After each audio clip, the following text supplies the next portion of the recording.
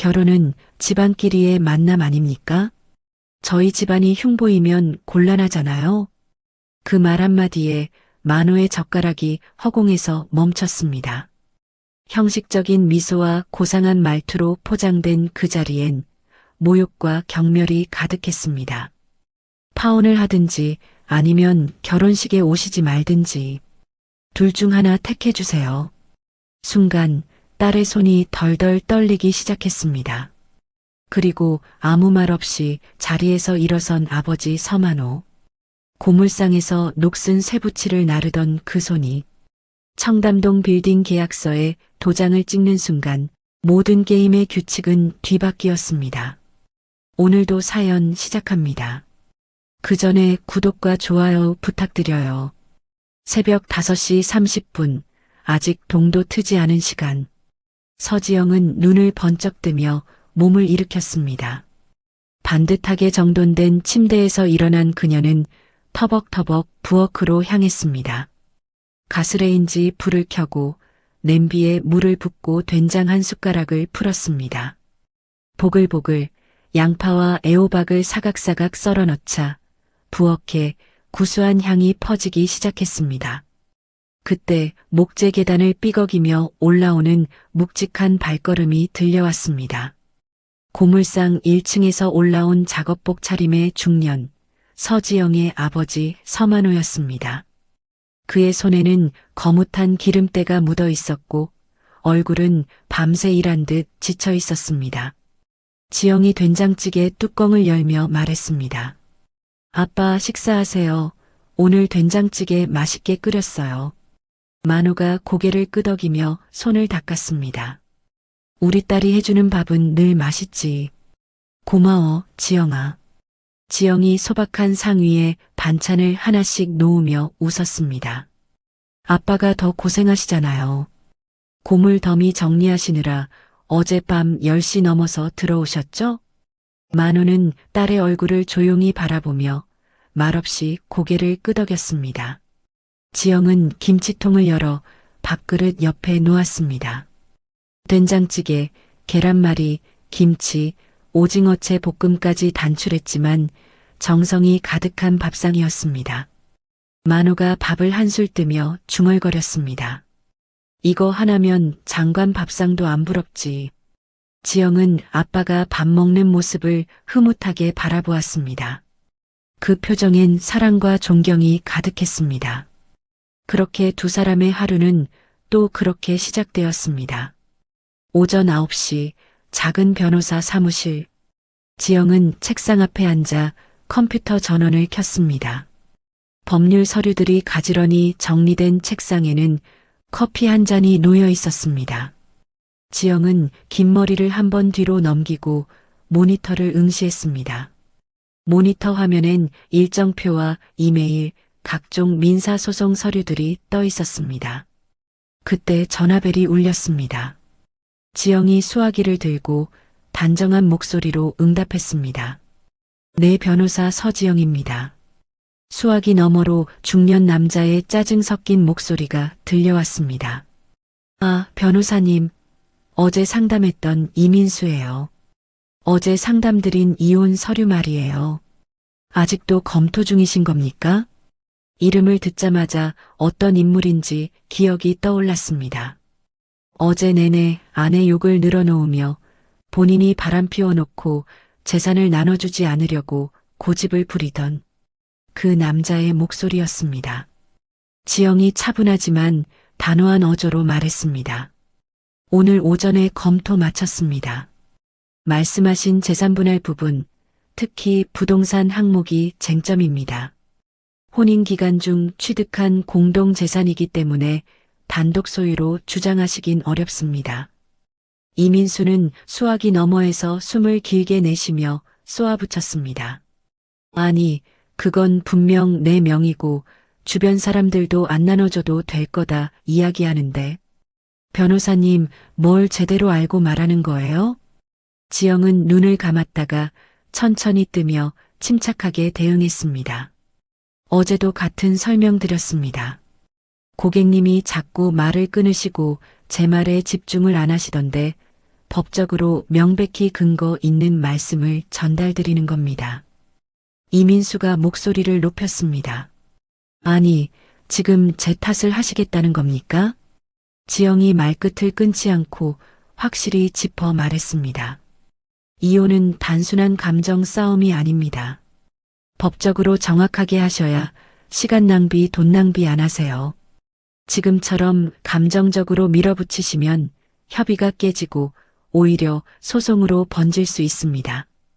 잠시 침묵이 흐른 후 이민수의 짧고 건조한 말이 들려왔습니다. 됐고요. 일단 빨리 처리나 좀 해주세요. 오늘 중으로요. 지영은 마지막까지 정중하게 대응했습니다. 네, 언제든 연락 주세요. 설명 다시 드리겠습니다. 통화를 마친 지영은 수화기를 내려놓고 의자에 깊게 몸을 기댔습니다. 뒤이어 예약된 상담 전화, 민사소장 초안 검토, 임대 분쟁 서류 대응까지 시간은 쉴 새 없이 흘렀고 점심은 김밥 한 줄로 때운 채 법원으로 향했습니다. 오후 재판을 마치고 돌아온 그녀는 사무실에 앉아 숨을 돌렸습니다. 창밖엔 벌써 어둠이 깔려 있었고 골목 가로등 불빛만 깜빡이고 있었습니다. 전쟁 같던 하루가 그렇게 겨우 끝났습니다. 똑딱똑딱 새벽 4시. 서만우는 조심스럽게 이불을 젖히고 침대에서 일어났습니다. 그는 딸이 있는 방 쪽을 힐끗 바라본 뒤 양말을 손에 쥐고 조용히 거실로 나왔습니다. 거실에 불을 켜지 않고 어둠 속에서 익숙한 손놀림으로 정장을 꺼냈습니다. 평소 입던 기름때 묻은 작업복이 아닌 다림질선이 살아있는 회색 정장이었습니다. 넥타이를 매며 거울을 본 그의 얼굴은 무표정했지만 눈빛만은 날카로웠습니다. 현관문을 열고 고물상 뒤편의 작은 주차장으로 나가자 그곳엔 먼지 한 톨 없는 검은색 벤츠가 서 있었습니다. 만호는 뒷주머니에서 차키를 꺼내 리모컨을 눌렀습니다. 빅! 문이 열리는 소리에 고양이 한 마리가 달아났습니다. 30분 후 서만호의 벤츠는 청담동 고급 빌딩 앞에 도착했습니다. 경비원이 고개를 숙이며 차단기를 들어올리자 만호는 고개를 끄덕였습니다. 엘리베이터를 타고 최상층까지 올라가며 만호는 벽면 거울에 비친 자신을 한참 바라봤습니다. 빌딩 안 사무실 문이 열리자 넓고 번쩍이는 대리석 바닥과 천장 끝까지 뻗은 통유리창, 고급 소파와 샹들리에가 그의 앞에 펼쳐졌습니다. 그는 곧장 안쪽 서재로 향했습니다. 서재는 도서관처럼 벽면이 온통 서류함과 캐비닛으로 가득 차 있었습니다. 만호는 익숙한 손길로 강남 부동산 A권역이라고 적힌 파일들을 꺼냈습니다. 책상 위엔 부동산 지도와 임대 수익 분석표가 정리되어 있었습니다. 그는 안경을 꺼내 쓰고 수치를 한 줄 한 줄 짚으며 계산기를 두드렸습니다. 그의 얼굴은 고철 더미 앞에서 웃던 아버지의 얼굴과는 전혀 달랐습니다. 눈빛엔 냉정함이, 입술은 단단하게 굳어 있었습니다. 오전 8시가 되자 문이 열리고 양복 차림의 중년 남자가 들어와 허리를 숙이며 인사했습니다. 비서가 서류를 꺼내며 말했습니다. 회장님, 이번 달 임대료 정산 보고서입니다. 만호는 안경을 조금 고쳐 쓰고 서류를 받아들었습니다. 압구정 빌딩, 공실이 2칸이나 비었네. 비서가 손에 든 태블릿을 열어 보이며 말했습니다. 예, 지난주에 IT 업체 하나가 철수했습니다. 지금 2군데서 관심을 보이고 있습니다. 만호는 고개를 끄덕이며 눈을 다시 자료로 돌렸습니다. 서류를 모두 검토한 뒤 만호는 다시 강남역 근처의 오피스 빌딩으로 이동했습니다. 넓은 로비에서 관리소장이 그를 맞이하며 깍듯하게 인사했습니다. 관리소장이 엘리베이터 버튼을 누르며 말했습니다. 회장님, 이번 달엔 시설 점검 별 탈 없었습니다. 그는 건물 곳곳을 직접 눈으로 확인하고 전기 패널실, 냉난방기 점검실까지 둘러봤습니다. 정오가 되자 만호는 다시 청담동 사무실로 돌아왔습니다. 옷장에서 정장을 벗고 낡은 셔츠와 기름때 묻은 작업 바지를 꺼내 입었습니다. 거울 앞에 서서 넥타이를 벗고 헝클어진 머리를 빗어 넘기자 다시 고물상 아버지의 모습이 되었습니다. 오후 7시쯤 되어서 만호는 고물상으로 돌아왔습니다. 서지영은 앞치마를 두른 채 부엌에서 아버지를 바라보며 물었습니다. 아버지, 어디 다녀오셨어요? 고물상에 안 계시던데. 만호가 손을 털며 무심히 말했습니다. 응, 저기 수원 쪽에 자재 좀 알아보러 갔다 왔다. 그는 세면대로 가 손을 씻었고 지영은 더는 묻지 않았습니다. 딸 앞에서 그는 언제나 성실하고 검소한 평범한 아버지일 뿐이었습니다. 저녁을 먹고 그는 고철 무더기 속에서 무거운 쇠붙이를 나르고 폐지를 종류별로 분류했습니다. 잠시도 쉴 틈 없이 일했지만 표정엔 피곤한 기색 하나 없었습니다. 30년 넘게 쌓아온 이중생활. 단 한 번의 실수도 없이 그날도 깔끔하게 지나갔습니다. 다음 날 오전 지영의 사무실. 유리문 밖으로 낮은 기침 소리가 들리더니 누군가 조심스럽게 문을 밀고 들어왔습니다. 깊은 남색 정장 차림의 남자가 고개를 숙이며 말했습니다. 실례합니다. 김원재입니다. 전화로 상담 예약 드렸던. 지영은 모니터에서 눈을 떼고 자리에서 일어났습니다. 그가 건넨 명함엔 KJ그룹 전략기획실 이사라는 직함이 선명히 적혀 있었습니다. 지영이 의자 옆을 가리키며 말했습니다. 네, 김 이사님. 편하게 앉으세요. 원재가 앉기 전 사무실 안을 천천히 둘러봤습니다. 넓지 않은 공간이었지만 깨끗하게 정리된 책상과 작은 화분 하나, 그리고 벽에 걸린 자격증 액자가 눈에 들어왔습니다. 그는 조심스럽게 가방을 열고 도톰한 계약서 뭉치를 꺼내 지영에게 건넸습니다. 상업용 임대차 계약인데 조건이 좀 복잡해서요. 전체 검토를 부탁드리고 싶습니다. 지영은 아무 말 없이 고개를 끄덕인 뒤 파일을 받아 첫 장부터 꼼꼼히 훑기 시작했습니다.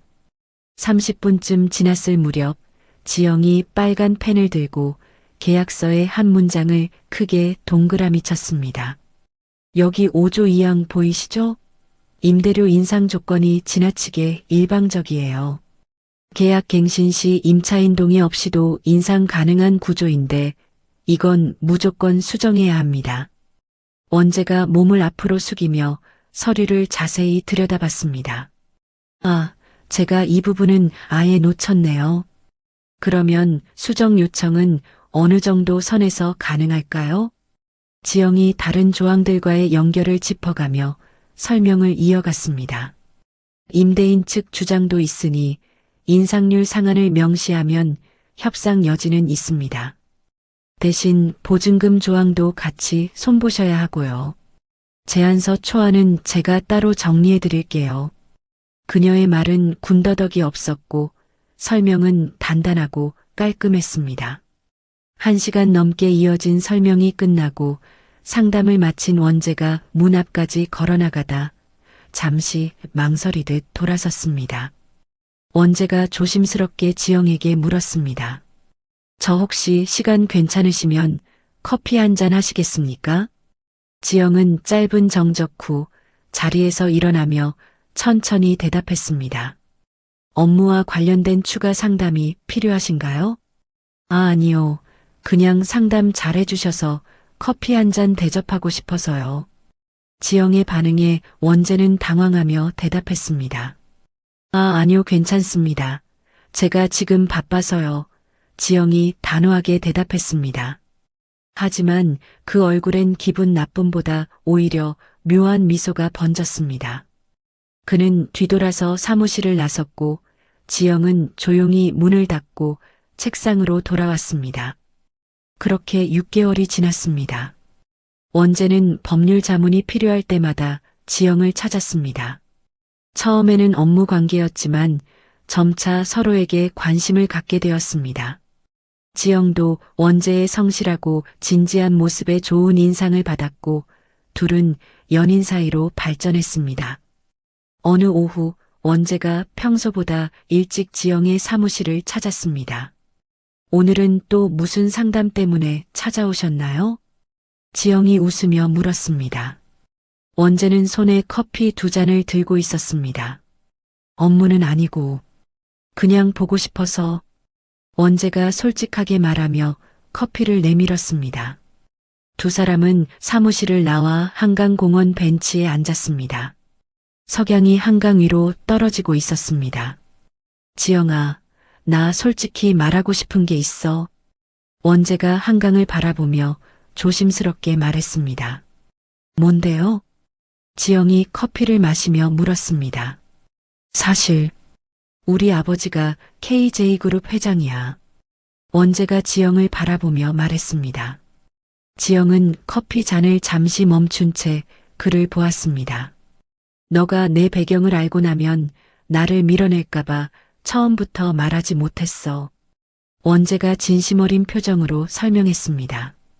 그녀는 원재와 자신의 처지가 너무 다르다는 것을 깨달았습니다.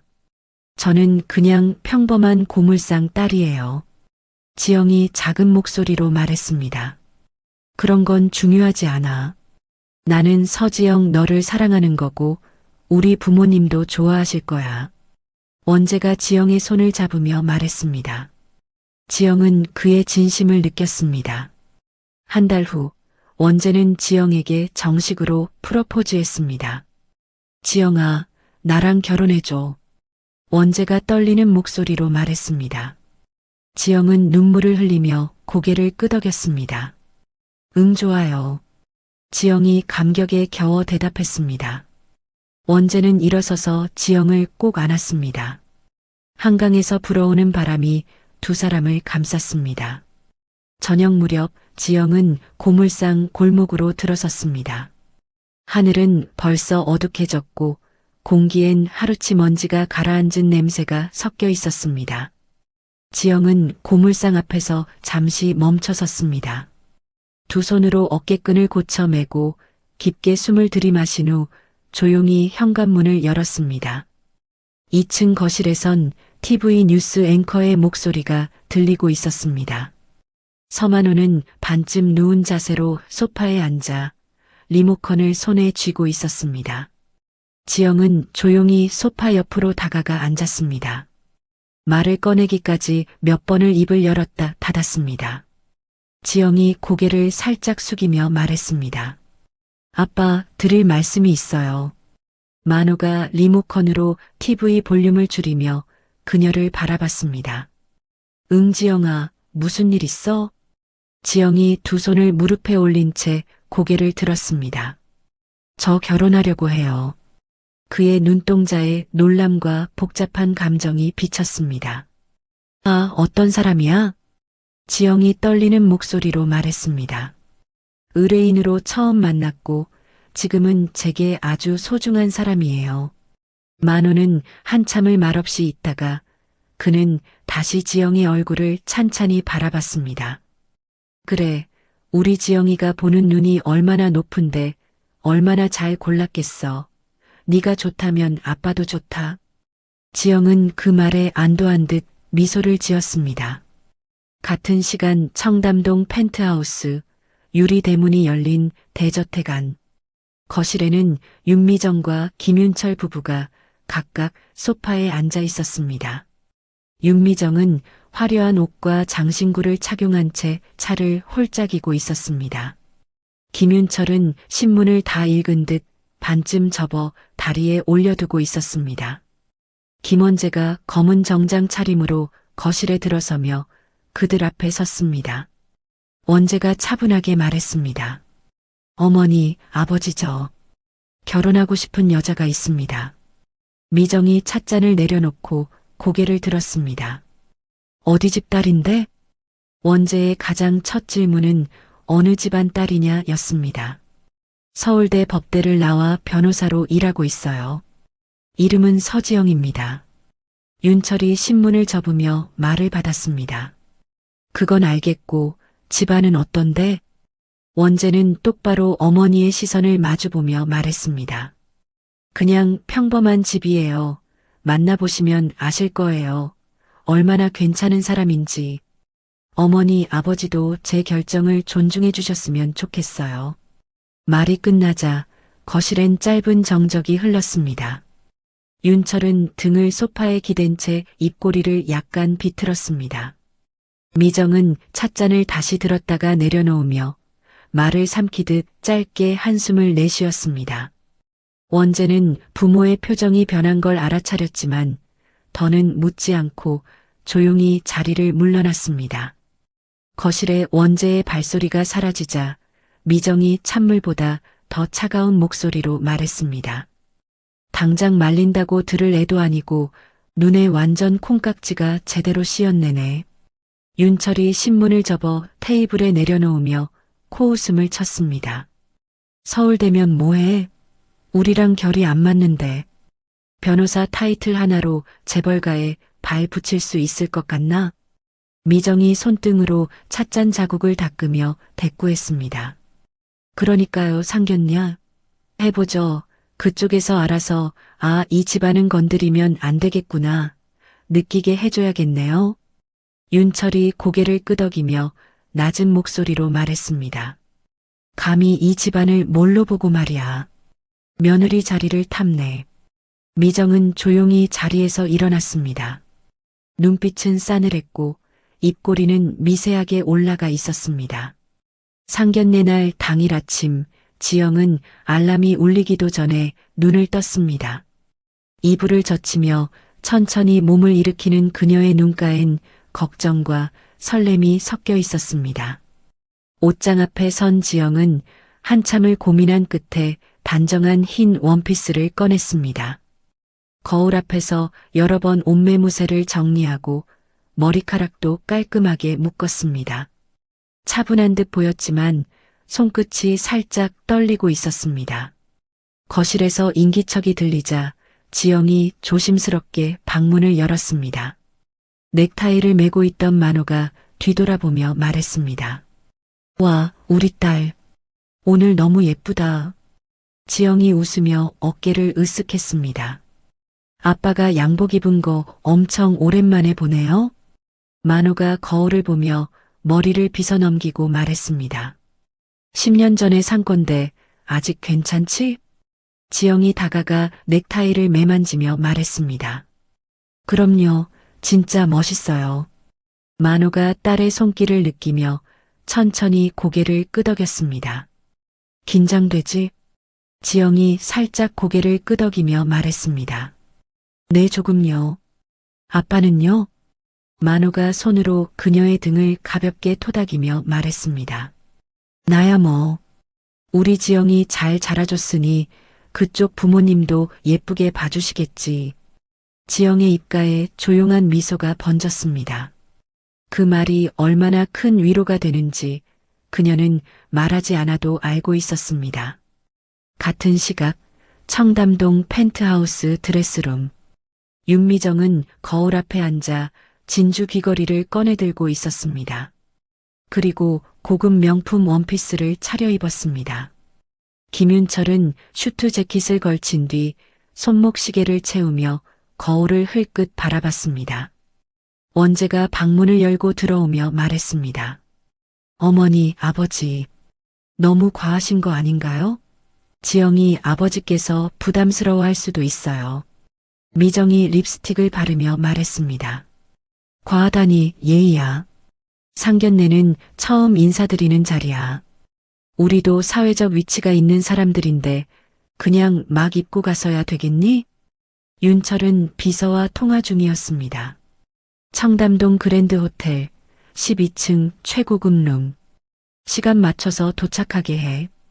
그는 통화를 끊고 원재를 향해 말했습니다.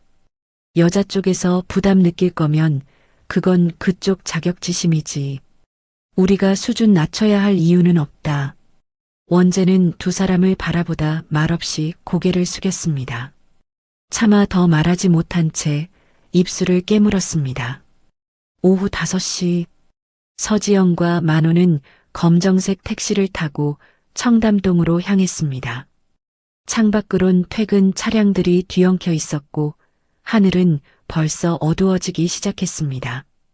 지영이 무릎 위에서 두 손을 꼭 쥔 채 앉아 있었습니다. 만호는 그런 딸의 손을 조심스레 감싸쥐었습니다. 걱정 마라, 지영아. 누구보다 자랑스러운 내 딸 예쁘게 봐주실 거야. 지영이 작게 숨을 들이마시며 말했습니다. 네, 아빠. 저 잘할게요. 그들의 택시는 잠시 후 호텔 정문 앞에 도착했습니다. 도어맨이 택시 문을 열자 만호는 허리를 펴고 먼저 내렸습니다. 지영은 가방끈을 고쳐 매고 뒤따라 내렸습니다. 반면 김씨 가족은 고급 블랙 세단을 타고 도착했습니다. 운전기사가 문을 열어주자 윤철과 미정이 먼저 내렸습니다. 미정은 마지막으로 거울을 꺼내 립스틱을 다시 정돈했습니다. 원재가 앞서 나갔고 미정이 윤철 옆에서 작게 말했습니다. 상대방 아버지가 어떤 분인지 궁금하네요. 분수 모르는 사람이 높은 데에 기어오르면 어떤 꼴 나는지 똑똑히 보여드려야겠어요. 윤철이 코끝을 문지르며 말했습니다. 딸을 서울대까지 보냈으면 노력은 했겠지. 하지만 그런 건 어디까지나 개천에서 용난 경우지. 그들은 둘만의 대화를 속삭이며 상견례 장소로 향했습니다. 청담동 그랜드 호텔 12층. 예약된 최고급 프라이빗 룸 안으로 두 가족이 차례로 들어섰습니다. 천장에는 황금색 프레임의 샹들리에가 반짝이고 있었고 대리석 바닥 위로는 고급 원목 테이블이 길게 놓여 있었습니다. 지영은 고개를 숙인 채 자리로 걸어갔습니다. 낯선 호텔 향수 냄새와 무거운 분위기에 목이 타는 듯 했습니다. 김윤철이 자리에서 일어나 억지로 웃으며 말했습니다. 안녕하세요. 김윤철입니다. 바쁘신데 이렇게 와주셔서 감사합니다. 만호도 고개를 숙이며 공손히 대답했습니다. 서만호입니다. 저희 지영이 잘 부탁드립니다. 두 남자가 겉도는 인사를 주고받는 사이 윤미정은 지영과 만호의 옷차림을 빠르게 훑쳤습니다. 지영은 무채색 정장을 입고 있었고 만호의 양복은 소매 끝이 약간 해져 있었습니다. 미정이 억지로 미소를 지으며 약간 비아냥 거리는 말투로 말했습니다. 지영 씨, 만나서 반가워요. 인터넷 프로필 사진보다 훨씬 미인이네요. 지영이 당황한 듯 웃으며 말했습니다. 아, 감사합니다, 어머님. 미정은 자리에서 손거울을 꺼내 립스틱을 다시 정리했습니다. 말은 웃으며 했지만 표정은 전혀 웃고 있지 않았습니다. 잠시 후 웨이터가 은색 뚜껑이 덮인 코스 요리를 들고 들어왔습니다. 테이블 위에 놓인 음식들은 이름도 생소하고 먹는 법도 알 수 없었습니다. 지영이 포크와 나이프를 들고 망설이자 만호가 살짝 팔을 내밀었습니다. 그냥 편하게 먹어. 너무 신경 쓰지 마. 지영은 작게 고개를 끄덕였지만 얼굴은 이미 붉게 달아오르고 있었습니다. 그때 원재가 분위기를 바꾸려는 듯 입을 열었습니다. 원재가 밝게 웃으며 말했습니다. 지영이는 정말 인정받는 변호사예요. 의뢰인들한테 신뢰도 높고요. 김윤철이 고개를 끄덕이며 물었습니다. 그렇구나, 훌륭한 아가씨네. 요즘 같은 세상엔 법 쪽에도 쉽지 않죠. 어느 로펌에 있어요? 지영이 고개를 들고 차분히 말했습니다. 개인 사무실 운영하고 있습니다. 올해로 3년째입니다.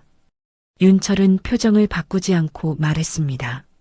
아, 개인이요? 대형 로펌이 아니시군요. 규모가 작으면 사건 수임도 쉽지 않지 않나요? 지영이 당황하지 않으려 애쓰며 말했습니다. 저는 소규모지만 고객들에게 믿음 가는 변호사가 되려고 노력하고 있습니다. 그래서 소개로 오시는 분도 많고요. 미정이 컵을 내려놓으며 말했습니다. 직원은 몇 명 정도? 아, 저 혼자 하고 있습니다. 지영이 침착하게 이야기했습니다. 그럼 직원도 없이 혼자 하세요? 상담, 서류, 재판까지 전부? 지영이 고개를 끄덕이며 대답했습니다. 네, 대부분 직접 처리하고 있습니다. 미정은 원재 쪽으로 고개를 돌려 작게 말했습니다. 직원 월급 줄 정도로 운영이 안 되나 보네. 그 말에 테이블 위로 짧은 정적이 흘렀습니다. 만호는 조용히 수저를 놓고 물을 한 모금 마셨습니다. 눈빛은 움직이지 않았지만 손등에 힘이 들어가 있었습니다. 윤철은 고개를 약간 갸웃하며 말했습니다. 지영 씨 아버님께선 어떤 일을 하시나요? 만호가 짧게 웃으며 대답했습니다. 네, 고물상 일을 하고 있습니다. 30년 넘게 하고 있습니다. 미정이 잔을 내려놓으며 되물었습니다. 고물상이요? 지영이 숨을 고르며 다시 말했습니다. 네, 폐지랑 고철 같은 거 수거해서 분류하고 판매하시는 일을 하세요. 30년 넘게 한 분야에서 열심히 일해 오셨습니다. 그녀의 목소리는 작아졌지만 애써 떨림을 감추려 애썼습니다. 윤철이 한쪽 입꼬리를 올리며 말했습니다. 그렇군요. 참 세상엔 다양한 삶이 있네요. 말투는 공손했지만 말의 끝은 전혀 그렇지 않았습니다. 윤철이 짧게 박수를 치며 이어나갔습니다. 그래도 자식 교육 잘 시키셨네요. 그런 일 하시면서 딸을 서울대까지 보내셨다니 참 대단하십니다. 그 말에는 기름기 없는 공허한 웃음이 묻어 있었습니다. 미정도 따라 웃으며 말했습니다. 근데 요즘은 고철 가격이 많이 떨어졌다던데요? 그런 일도 영향을 많이 받겠어요. 만호는 그 말에 아무런 표정 변화 없이 물을 또 한 모금 마셨습니다. 지영은 잔을 손에 든 채 이미 차갑게 식은 국을 바라보고 있었습니다. 시간은 흘렀지만 마음이 따뜻해지는 말 한마디는 나오지 않았습니다. 그들의 공간 안에는 형식과 체면만이 가득했습니다. 디저트가 나올 때쯤 미정이 본격적인 질문을 시작했습니다. 너희 둘은 결혼식은 어디서 올릴 예정이니? 미정이 찻잔에 티스푼을 돌리며 만호를 바라보고 말했습니다. 결혼은 두 사람만의 일이 아니니까요. 혼수나 예당 같은 건 어느 정도 준비가 돼 있는지 궁금해서요. 지영이 순간 숨을 멈췄습니다. 그 주제는 언제든 나올 수 있다고 예상했지만 막상 듣자 손끝에 힘이 들어갔습니다. 원재가 급히 말했습니다. 어머니, 그건 천천히 상의해도 되지 않을까요? 우리 둘이 먼저 정리를. 하지만 미정은 아들의 말을 무시하고 말을 이었습니다. 아들 결혼시키는 입장에서 궁금한 건 당연한 거라고 생각하는데 신혼집은 저희가 준비할 테니 혼수는 지영 시내에서 준비해야겠죠. 신혼집에 큰 돈이 들어가니까 균형은 맞춰야죠. 윤철이 잔을 내려놓고 말을 보탰습니다. 요즘은 예단도 너무 성의 없이 보내면 말이 많잖아요. 우리 쪽에도 드릴 분들이 꽤 되니 기본은 갖추는 게 예의 아닐까요? 지영은 조용히 입술을 다물었습니다. 말을 하려고 몇 번이나 숨을 들이마셨지만 아무 말도 나오지 않았습니다. 그 모습을 본 만호가 천천히 고개를 들었습니다. 그의 눈빛은 전보다 더 선명하게 빛나고 있었습니다. 미정이 말을 이어갔습니다. 예단비를 얼마를 해야 한다라는 말은 안 할게요. 알아서 잘 준비해 주시리라 믿습니다. 윤철이 짧게 웃으며 말했습니다. 형식이 중요하진 않아도 체면은 지켜야 하니까요. 재벌가 며느리라 불릴 사람인데 남들이 흉을 보면 곤란하잖아요. 그 말에 지영의 눈빛이 조금 흔들렸습니다. 마치 숫자로 계산되고 있다는 느낌에 참았던 자존심이 서서히 흔들리고 있었습니다. 원재가 참다 못해 다시 말했습니다. 예단이니 혼수니 그런 게 중요한 결혼이 아니잖아요.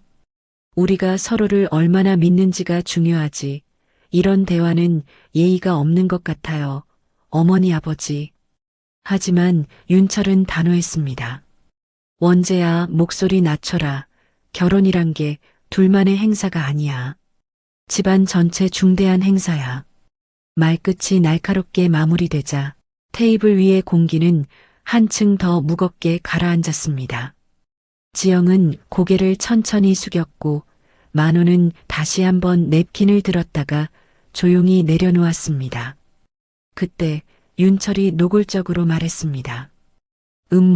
문득 그런 생각이 드네요.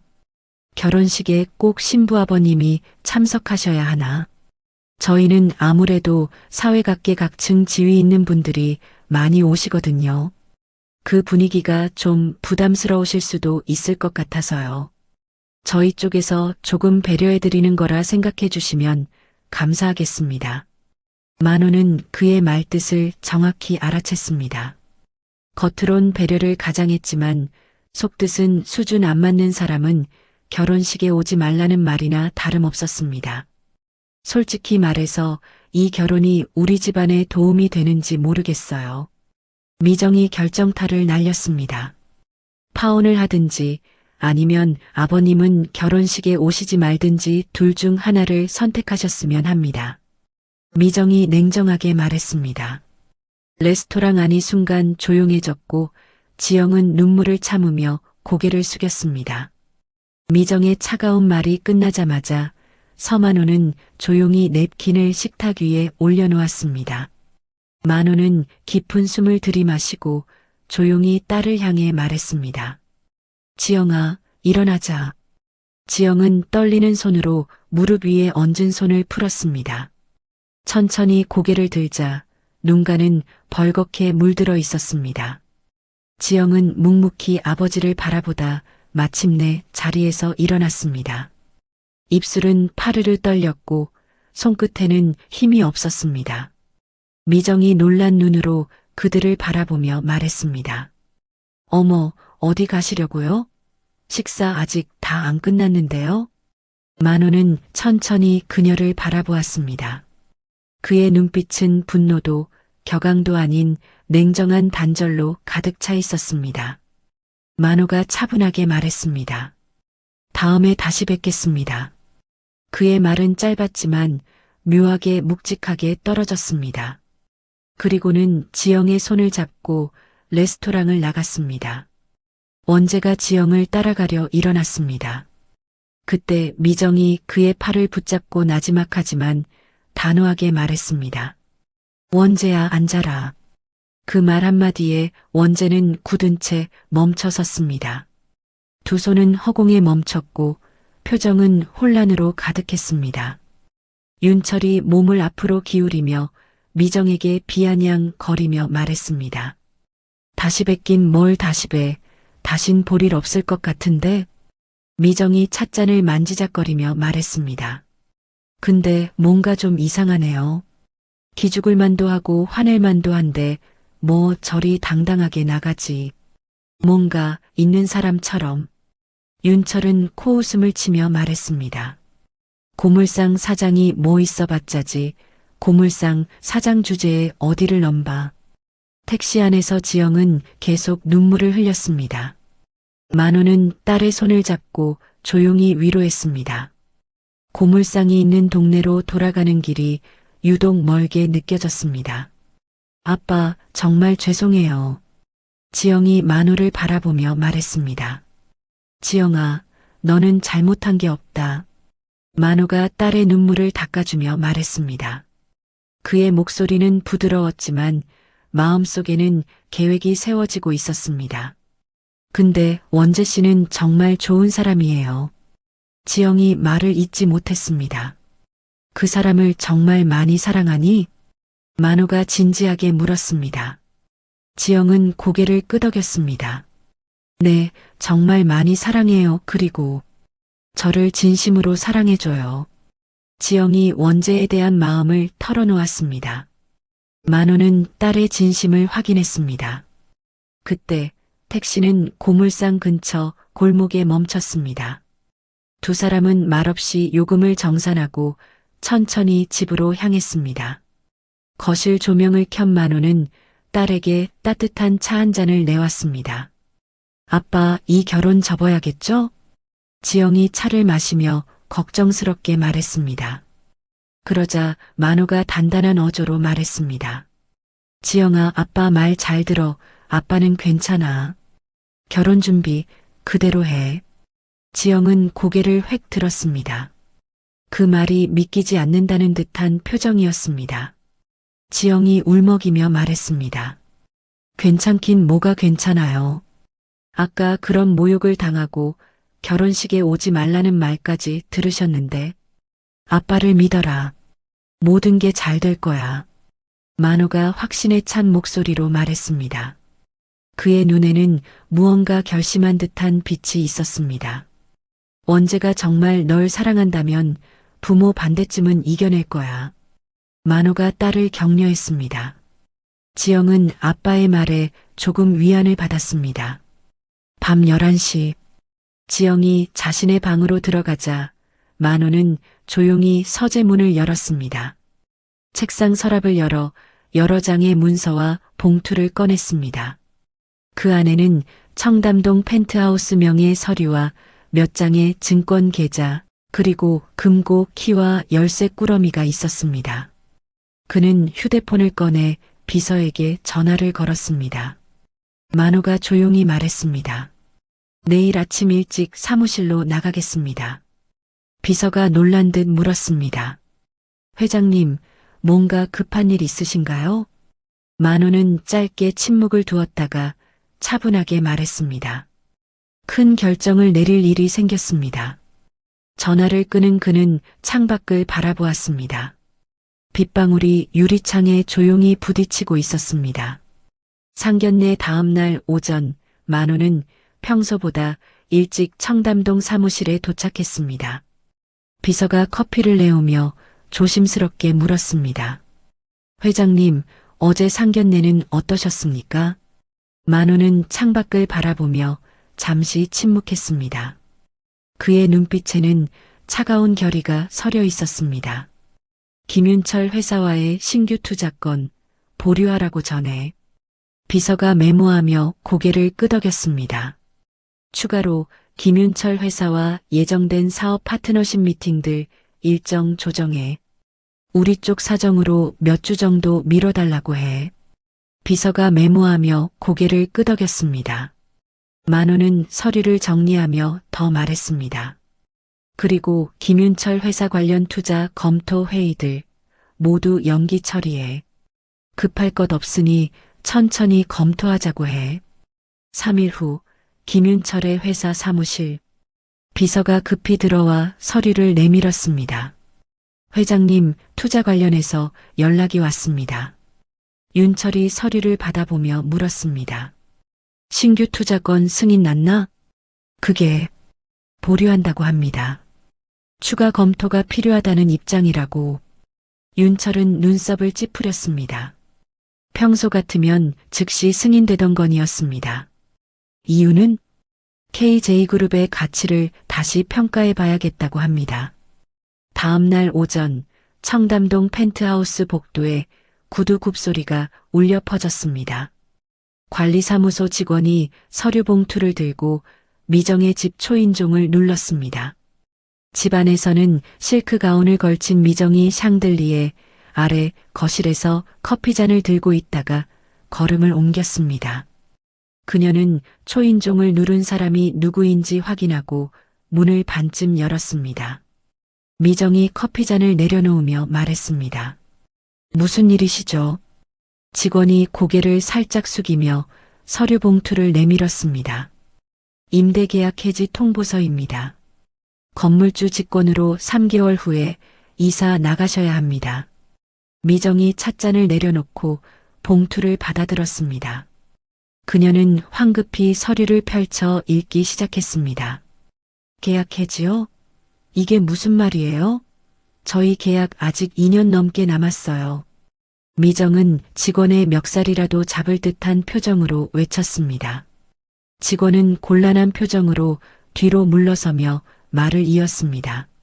자세한 내용은 계약서 권리 조항에 따라 처리된 것입니다. 건물주 측 지시에 따라 전달만 드리는 겁니다.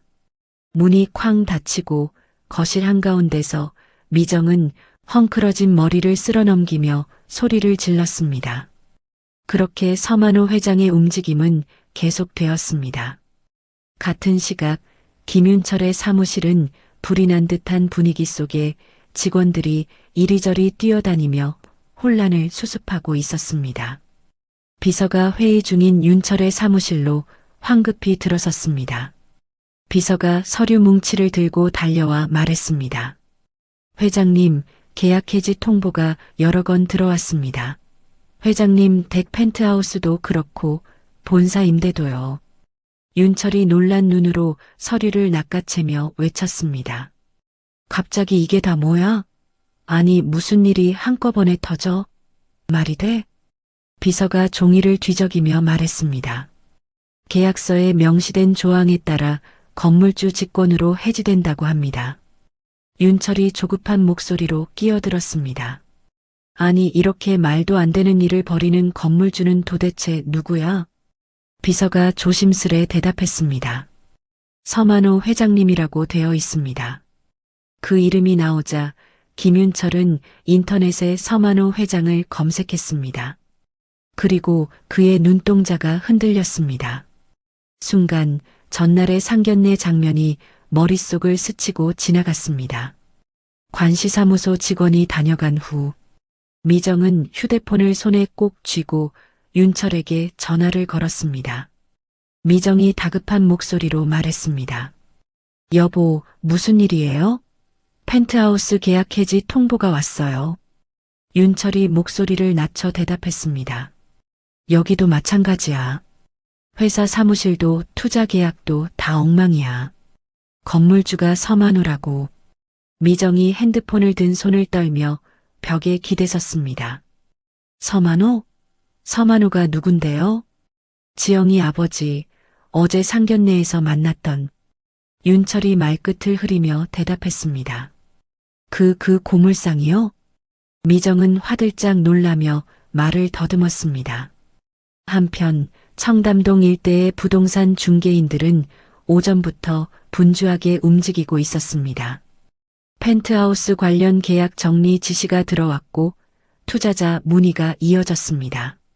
모두가 무슨 일이 벌어졌는지 정확히는 몰랐지만 단 하나는 분명했습니다. 서만호라는 이름이 조용히 그러나 단단하게 판을 흔들기 시작한 것입니다. 3일 뒤 오전 10시 만호는 정중한 양복을 입고 청담동 펜트하우스를 향했습니다. 그의 옆에는 평소 업무를 도와주던 비서가 함께 있었습니다. 엘리베이터에서 최상층 버튼을 누르며 만호는 마음을 가다듬었습니다. 30년 만에 진짜 모습으로 이곳을 찾는 것이었습니다. 펜트하우스 현관 앞에서 만호가 초인종을 눌렀습니다. 미정이 문을 열었을 때 그녀의 얼굴은 이미 창백했습니다. 지난 3일간 언론 보도와 각종 통보 때문에 잠을 제대로 자지 못한 티가 났습니다. 서 회장님. 미정이 떨리는 목소리로 인사했습니다. 만호는 표정 변화 없이 고개만 가볍게 끄덕였습니다. 들어가도 되겠습니까? 만호가 정중하지만 차가운 목소리로 물었습니다. 미정은 급히 문을 활짝 열고 길을 비켜주었습니다. 거실에서 윤철이 서둘러 일어났습니다. 그는 상견례 때와는 완전히 다른 모습이었습니다. 자신감 넘치던 얼굴에는 초조함과 불안이 가득했습니다. 회장님 찾아와 주셔서 감사합니다. 윤철이 90도로 허리를 숙이며 인사했습니다. 만호는 소파에 앉지 않고 서 있었습니다. 미정이 갑자기 무릎을 꿇었습니다. 명품 옷을 입은 그녀가 바닥에 무릎을 대는 모습은 충격적이었습니다. 회장님, 정말 죄송합니다. 몰라봬서 그런 무례한 말을. 미정이 눈물을 흘리며 고개를 숙였습니다. 그녀의 목소리는 떨리고 있었습니다. 윤철도 아내 옆에 무릎을 꿇었습니다. 저희가 잘못했습니다. 저희 그 투자 없이는 회사에 타격이 큽니다.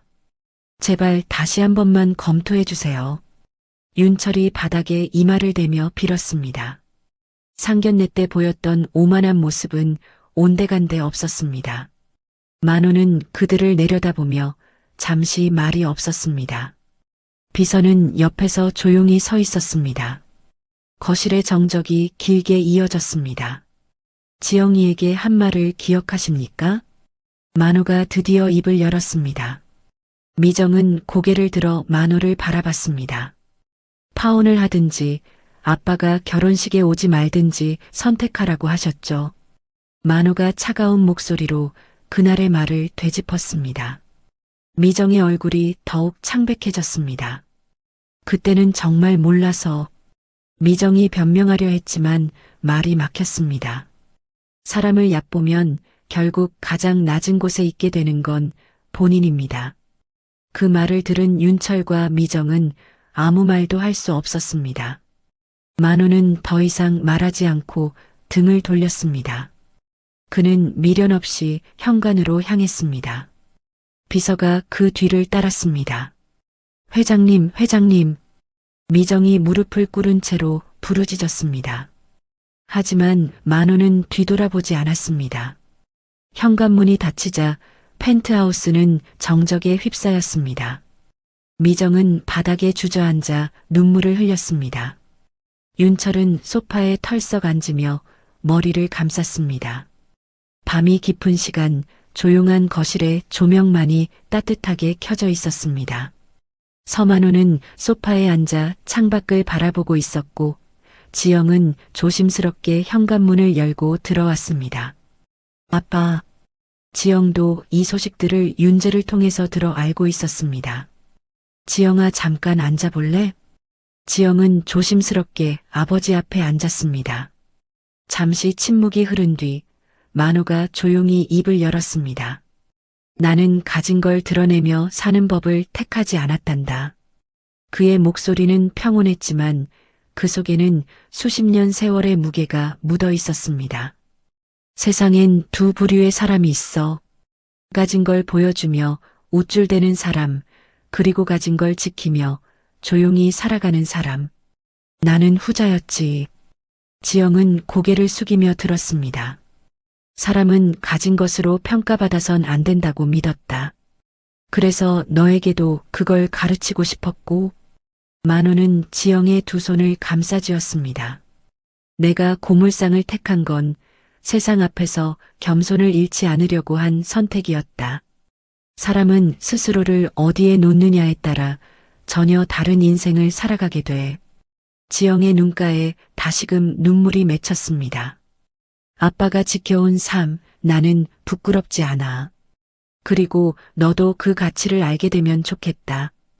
그 순간 지영은 아버지의 손길 속에서 어릴 적 품에 안겨 울던 기억을 떠올렸습니다.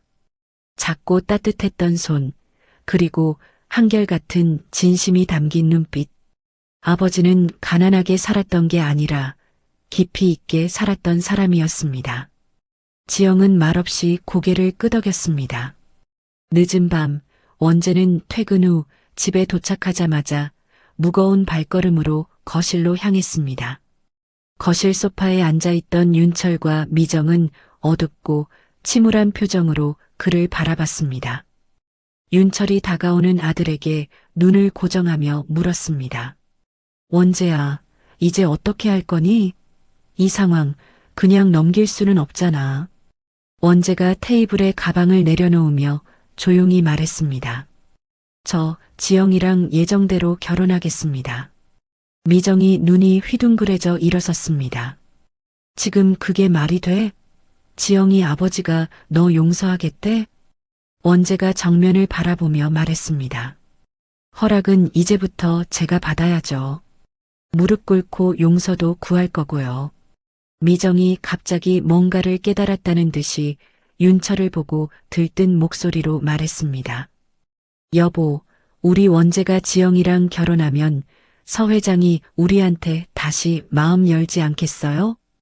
윤철이 팔짱을 끼며 고개를 끄덕였습니다.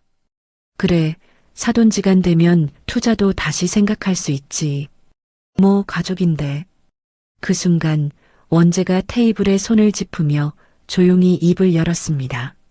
그게 문제예요. 아직도 두 분은 그 생각뿐이시네요. 윤철이 당황한 듯 고개를 들었습니다. 뭐, 그게 무슨 말이야. 우리가 뭘 그렇게 잘못했는데? 원재가 자리에서 일어났습니다. 그의 표정은 단호했고 말투는 흔들림이 없었습니다. 원재가 거실 구석에 놓인 짐가방을 가리키며 말했습니다. 오늘부로 이 집에서 나가겠습니다. 그리고 연락도 끊겠습니다. 미정이 놀라 눈을 크게 뜨고 원재를 바라보았습니다. 미정이 부들부들 떨리는 손으로 치맛자락을 움켜쥐며 말했습니다. 원재야, 너 지금 무슨 말을 하는 거야? 우리가 널 어떻게 키웠는데? 원재가 고개를 끄덕이며 대답했습니다. 맞아요. 덕분에 편하게 컸죠. 하지만 이번 일로 두 분이 어떤 분들인지 알게 됐습니다. 윤철이 원재의 앞을 막아서며 손을 들었습니다. 회사 일은? 너 그만두고 뭐 어떻게 살겠다는 거야? 원재가 정면을 응시하며 대답했습니다. 오늘 사직서 제출했습니다. 이제 제 삶은 제 손으로 책임질 겁니다. 미정이 벽에 기대며 한 손으로 이마를 짚었습니다. 말도 안 돼. 아니, 그럼 우리 보고 어떻게 살라고. 원재가 고개를 숙여 인사하며 말했습니다. 그동안 키워주셔서 감사했습니다. 건강하시길 바랍니다. 그는 가방을 들고 현관으로 걸어갔습니다.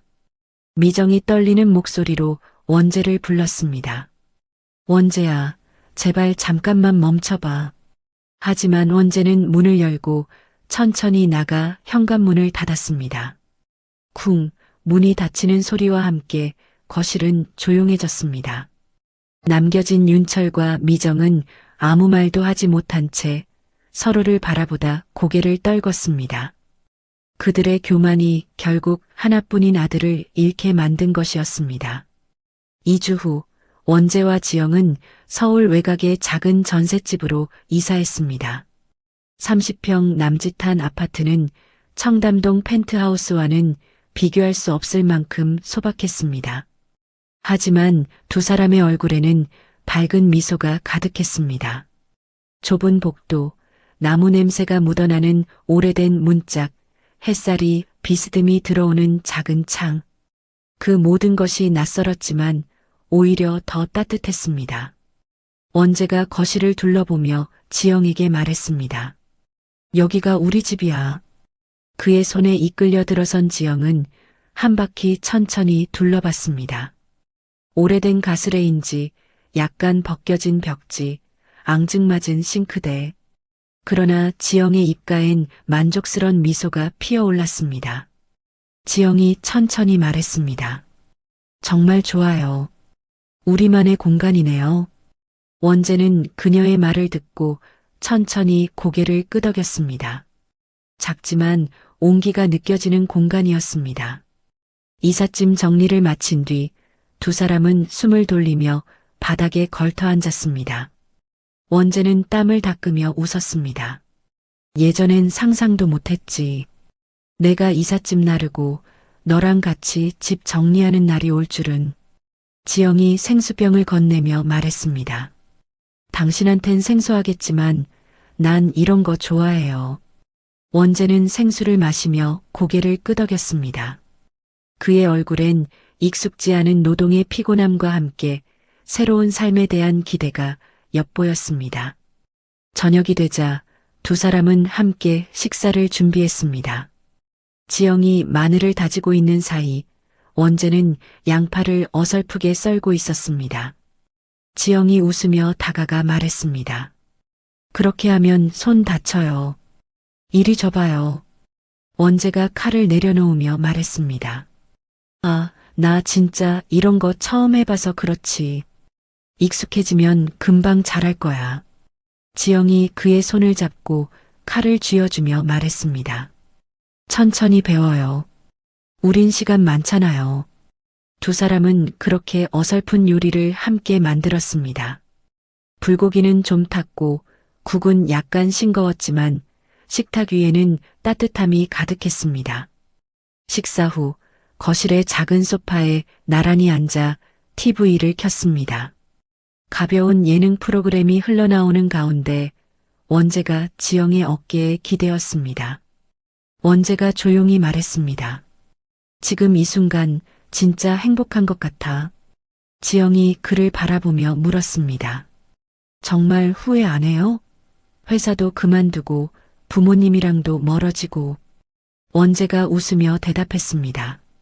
전혀 안 해. 오히려 이제야 내가 내 인생 사는 것 같아. 지영은 그 말에 눈시울이 붉어졌습니다. 그녀의 손을 꼭 잡은 원재는 진심을 담아 말했습니다. 네가 있어서 그래. 네가 나한테 준 용기야. 그 순간 현관 앞에서 누군가 조용히 서 있었습니다. 바로 서만호였습니다. 딸의 행복한 미소가 그의 마음속에 깊이 새겨졌습니다. 그는 천천히 골목을 따라 걸어 내려갔습니다. 가로등 불빛 아래 그의 그림자는 길게 늘어져 있었습니다. 한 달 후 지영과 원재는 서울 외곽의 작은 웨딩홀에서 결혼식을 올렸습니다.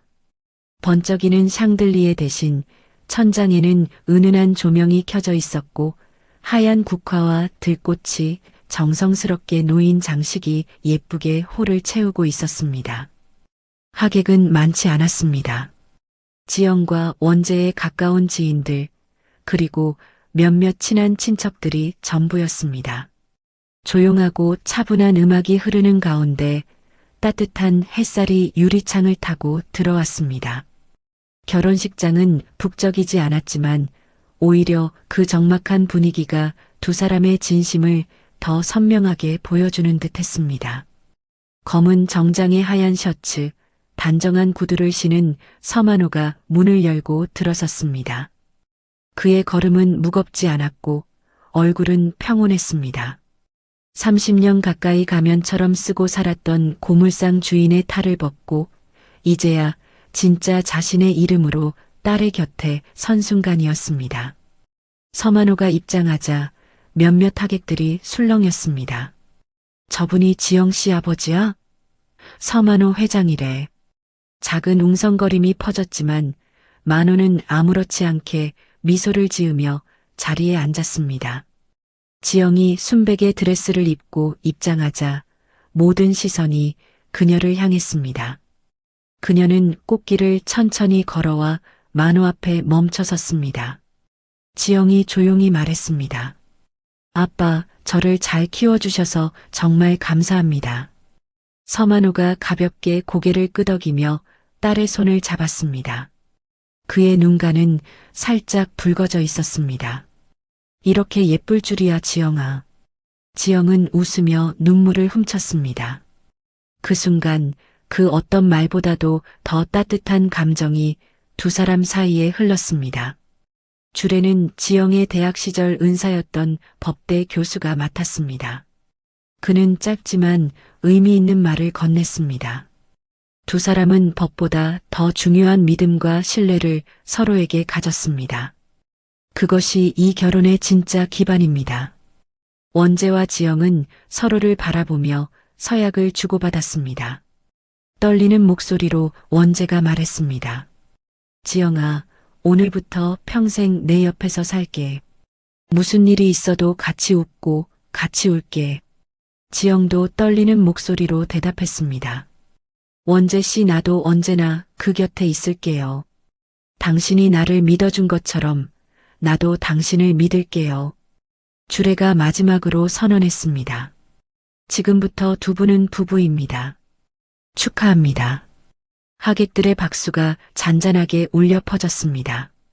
두 사람은 서로를 꼭 안고 조용한 키스로 마음을 나눴습니다. 식이 끝난 후 피로연은 근처의 한 식당에서 열렸습니다. 동네에서 이름난 곳이었고 음식은 정갈하고 따뜻했습니다. 호텔 뷔페 대신 선택한 이 한식당의 하객들은 오히려 더 편안하게 식사를 즐겼습니다. 만호는 각 테이블을 돌며 정중히 인사했습니다. 그는 화려한 재벌 회장이 아닌 한 사람의 아버지로서 그 자리에 있었습니다.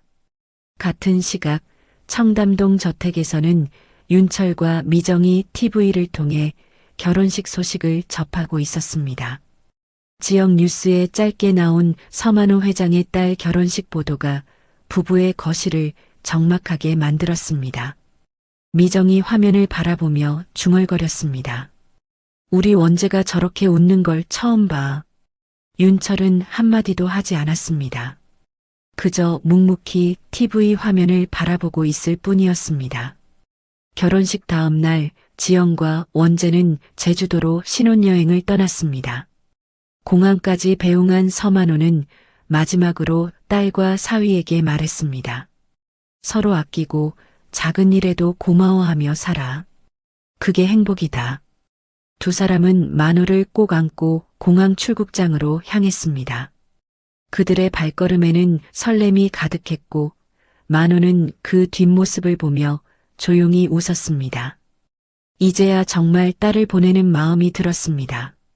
결혼 후 6달이 흐른 어느 날 서울 강남의 고층 빌딩 사무실 안 햇살이 깊숙이 스며드는 널찍한 공간엔 고요함이 감돌고 있었습니다. 고풍스러운 원목 책상 위에 재단 설립 관련 서류들이 가지런히 놓여 있었고 그 옆으로는 따뜻한 차향이 퍼지고 있었습니다. 서만호는 진한 회색 니트에 체크 셔츠를 받쳐 입고 안경을 고쳐 쓰며 서류를 넘기고 있었습니다. 반대편엔 하늘색 니트와 면바지를 입은 지영이 앉아 놀란 눈으로 벽면을 가득 메운 책장과 정갈하게 정리된 공간을 둘러보고 있었습니다. 지영이 찻잔을 들며 고개를 갸웃했습니다. 아빠, 여기 진짜 사무실이었어요? 저 이런데 처음 와봐요. 서만호가 웃으며 찻잔을 건넸습니다. 30년 동안 이 방에서 혼자 궁상 떨며 너 하나만 바라보고 살았다. 네가 이렇게 옆에 앉아 있으니 세상 다 가진 기분이다. 지영은 그 말에 코끝이 찡해졌습니다. 책상 위 서류 더미 한켠 만호 공익재단이라는 문구가 찍힌 봉투들이 정갈이 놓여 있었습니다. 법률 지원, 교육 지원, 소외계층 지원이라는 굵은 글자가 명확히 보였습니다. 지영이 조심스럽게 물었습니다. 아빠는 어떤 사업에 가장 마음이 가세요? 서만호가 안경을 벗고 천천히 테이블에 내려놓으며 말했습니다. 돈 없어서 법적 도움도 못 받고 끙끙 앓는 사람들, 그런 사람들 돕고 싶어. 변호사가 제대로 도와만 줘도 그 사람의 세상이 바뀔 수 있는데 말이야. 지영은 아빠의 진심에 고개를 끄덕였습니다. 다음 주부터 지영은 직접 재단 산하 무료 법률 상담소 운영에 들어갈 계획이었습니다. 며칠 뒤 서울 시내의 한 상담소. 흰 블라우스에 검은 슬랙스를 입은 지영이 소파에 앉아 민원인의 이야기를 듣고 있었습니다. 선생님, 이 말도 안 되는 임금 체불. 어딜 가도 아무도 안 들어줬어요. 진짜 감사합니다. 회색 점퍼를 입은 중년의 건설 현장 인부가 고개를 깊이 숙였습니다. 지영이 손수건을 꺼내며 말했습니다. 제가 한 건 아니고요. 법이 해야 할 일을 조금 도운 것뿐이에요. 억울한 일 없도록 앞으로도 계속 도울게요. 지영은 일주일에 3번은 개인 사무실에서 이틀은 상담소에서 일했습니다. 그녀의 이름은 입소문을 타고 전해졌고 점점 많은 이들이 찾아왔습니다. 퇴근 후 원재도 재단에 들렀습니다. 편한 니트 셔츠에 트레이닝 팬츠를 입은 그는 비영리 단체의 예산서를 꼼꼼히 들여다보고 있었습니다. 당신 숫자만 보면 눈이 반짝이네. 지영이 옆에 앉아 장난스럽게 말하자 원재는 웃으며 고개를 들었습니다. 난 당신이랑 이 일 같이 할 수 있어서 너무 좋아. 돈 많이 버는 것보다 훨씬 재미있어. 그 말에 지영도 피식 웃었습니다. 두 사람의 일상은 바쁘고 고되었지만 누구보다 행복했습니다. 만호는 언론 인터뷰 요청을 모두 정중히 거절했습니다. 그는 잔잔한 목소리로 말했습니다. 선행은 조용히 해야 오래갑니다. 요란한 건 딱 질색이니까. 그 말 그대로 재단은 조용하지만 확실한 움직임으로 세상에 작지만 따뜻한 변화를 만들어가고 있었습니다. 1년 후 김윤철은 만호를 다시 찾아왔습니다. 수수한 회색 정장 차림의 그는 예전보다 한층 수척해진 모습이었고 눈빛에는 진심이 담겨 있었습니다. 회장님, 찾아뵙게 해주셔서 감사합니다. 윤철이 정중하게 인사했습니다. 만호는 회의실에 앉아 그를 조용히 맞았습니다. 무슨 일로 오셨습니까? 만호가 차분한 어조로 묻자 윤철은 잠시 머뭇거리다 고개를 숙였습니다. 지난 1년간 참 많은 걸 깨달았습니다. 그의 목소리는 낮았지만 흔들림이 없었습니다. 저희 부부가 얼마나 잘못된 잣대로 사람을 보고 있었는지, 얼마나 교만했는지 지금에서야 뼈저리게 느낍니다. 윤철은 천천히 고개를 들며 말했습니다. 만호는 말없이 윤철의 눈을 바라보았습니다. 잠시 정적이 흘렀고 그 안에 수많은 감정이 오갔습니다. 회장님의 방식, 이제야 조금은 이해가 갑니다. 그 말에 만호는 고개를 끄덕이며 대답했습니다. 사람은 누구나 실수할 수 있습니다. 중요한 건 그 다음입니다. 윤철은 진심 어린 사과와 함께 KJ그룹이 앞으로 사회적 책임을 다하는 방향으로 나아가겠다고 약속했습니다. 이에 만호는 조건부로 재단과의 협력과 거래를 재개하겠다고 밝혔습니다. 6개월 후 지영과 원재는 강남의 한 카페에서 윤철, 미정 부부를 만났습니다. 긴장된 분위기 속에서 미정이 먼저 고개를 숙였습니다. 지영아, 정말 미안했다. 그땐 마음이 앞섰고 오만했어. 지영은 고개를 끄덕이며 말했습니다. 괜찮아요, 어머님. 원재는 부모님의 모습을 지켜보며 조용히 안도의 숨을 내쉬었습니다. 시간이 흘러 만호는 교육재단의 초청 강연에 나섰습니다. 무대 위에서 그는 조용하지만 단호한 어조로 말했습니다. 돈은 수단일 뿐입니다. 사람의 가치를 재는 기준이 되어선 안 됩니다. 품격은 배려에서 시작합니다. 청중석에서는 큰 박수가 터져 나왔습니다. 지영은 공익 변호사로 활동하며 법률 사각지대에 놓인 사람들을 돕는 일에 전념했습니다. 그녀의 이야기는 언론을 통해 알려지며 많은 이들에게 감동을 주었습니다. 어느 저녁 만호는 지영과 원재의 집을 찾았습니다. 단정한 식탁 위에 가족들이 둘러앉아 웃음꽃을 피웠습니다. 아빠, 정말 감사해요. 지영이 조용히 말하자 만호는 눈가에 잔잔한 미소를 머금었습니다. 내가 너희에게 해줄 수 있는 건 더 나은 세상을 살아갈 용기를 심어주는 거였단다. 그 말에 원재도 고개를 끄덕이며 말했습니다. 아버님 덕분에 우리 부부는 참 괜찮은 길 위에 있습니다. 이야기는 이렇게 조용히 끝을 맺었습니다. 한 사람의 바른 뜻이 한 가정을 살리고 한 회사를 바꾸고 결국은 세상을 조금 더 따뜻하게 만들었습니다. 이 사연을 들으면서 전 한 가지 확실히 느꼈습니다. 사람을 겉모습이나 직업, 배경으로 판단하는 순간 우리는 그 사람의 소중한 것을 놓칠 수 있다는 것을요. 이 사연이 누군가에겐 위로가 또 누군가에겐 깨달음이 되길 바랍니다. 이야기가 마음에 드셨다면 좋아요도 꾹 눌러주시고요. 댓글도 남겨주세요. 앞으로 더 따뜻하고 감동적인 이야기로 찾아뵐게요. 감사합니다.